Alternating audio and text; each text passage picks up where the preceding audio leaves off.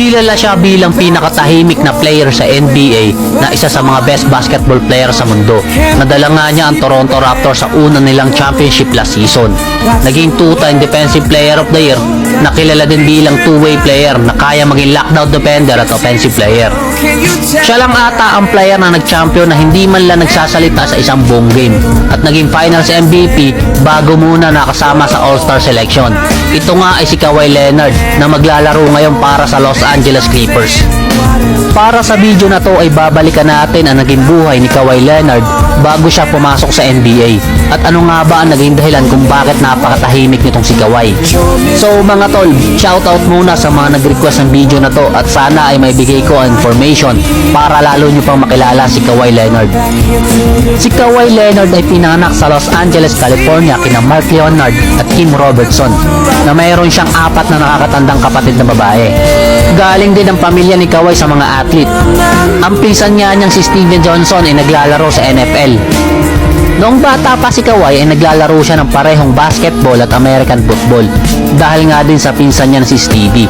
Ang nagturo sa kanya maglaro ng basketball ay ang kanyang ama na naglalaro din sa mga basketball court sa Los Angeles.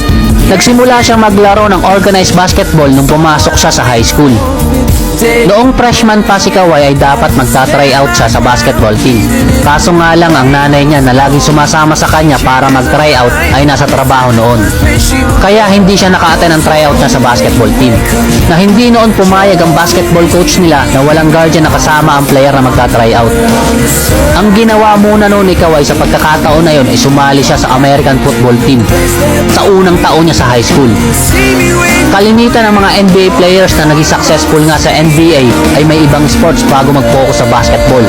Gaya na lamang ni Clay, LeBron, Embiid at Iverson na na-feature na nga natin sa nakaraang mga videos. At ito si Kawhi ay may kapareho na rin senaryo. Noong sophomore year na nakapagsimula maglaro ng basketball si Kawhi sa high school. Ayon nga sa basketball coach na noon, sa Canyon Spring ay malaki ang pagkakaiba ng ugali niya ngayon kumpara sa dati. Noon kasi ay masalita siya at nakikipag-communicate sa mga coaches, pati na rin sa mga ka-teammate. Nakumpara ngayon ay parang nga daw robot itong si Kawhi na nagsisigawan na ang mga tao at yung mga kumpeti ay bumabagsak na, siya nga ay wala pa ring reaksyon. Dahil sa wala masyado siyang playing time sa Canyon Spring ay lumipat si Kawhi sa Martin Luther King High School na naging ka-teammate ang future NBA player na si Tony Snell. Dito ay nag-a-average siya ng 22 points, 13 rebounds at 3 blocks per game na kilalang kilala siya sa depensa niya. Na noong senior year nga niya ay nanalo siya ng California Mr. Basketball na kinukonsider noon ng mga scout na 4-star recruit para sa class of 2009. Na ayon nga sa coach niya ng high school ay grabe mag-practice itong si Kawhi na kailangan pa mag-iwan ng assistant coach noon para mabantayan at hindi ma-overtrain. Sa high school din mga tol ay nagkaroon ng masasabing trauma itong si Kawhi. Noong January 18, 2008 habang nasa kanyang car wash shop si Mark Leonard ay may hindi kilalang tao na bigla na lang pumasok sa car wash shop nila at pinagbabaril nga siya kung saan nga ay hindi na siya umabot sa ospital. Ang masama pa nga doon mga tol ay nakausap pa ni Kawhi ang kanyang ama bago mangyari ang insidente na walang kalam-alam sa mangyayari sa tatay niya.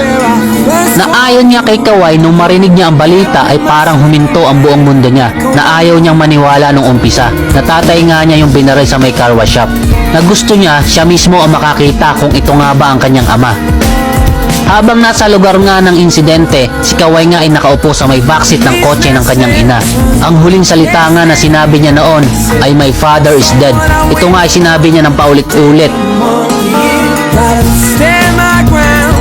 Makatapos nga ang ilang oras sa isang game ay umiscore si Kawhi ng 17 points. After nga ng game na yon ay pumunta siya sa kanyang ina para umiyak dahil nga sa nangyari at doon pa lang niya na-realize ang insidente. Dahil nga sa nangyari ay alam nga ni Kawhi na kailangan niya magpatuloy at ang basketball ang isa sa naging distraction sa naging insidente. Nung buhay pa nga ang tatay niya ay pinangako niya na maglalaro siya sa NBA na naging isa niyang motivation.